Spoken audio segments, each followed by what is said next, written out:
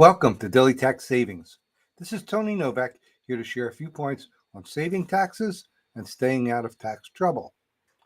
Today's topic is trust account penalties, specifically avoiding trust account penalties.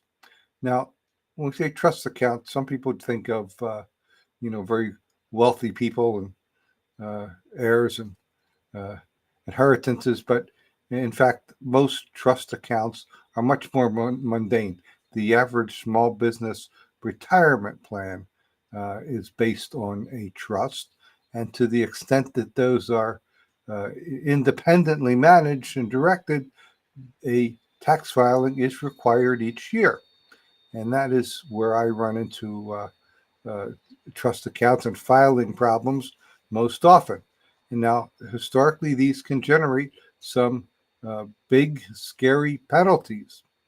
Over time, the IRS has modified and given more opportunities to reduce and even waive the penalties.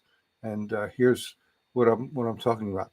The, uh, the name of the IRS program is called the Delinquent Filer. I got to switch screen because I can never remember. Delinquent Filer Voluntary Compliance Program is what the IRS called it. And it basically just means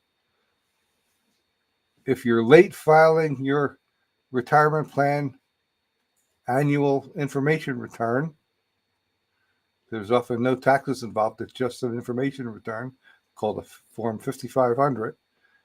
If you're late, there can be a big penalty. But if you correct it before the IRS catches it, the penalty can be greatly reduced.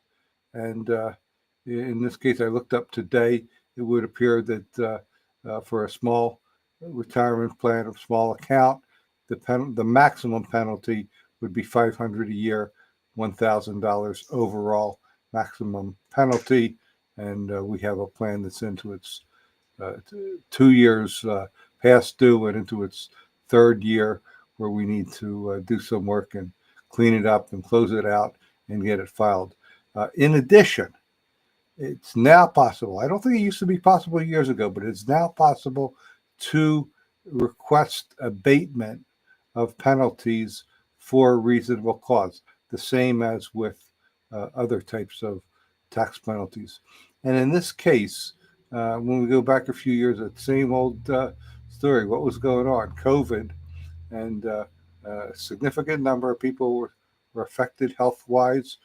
This client that I'm working on had a significant life-altering health event during those years, and I think I'll get the penalty abated, and she won't have to worry about that.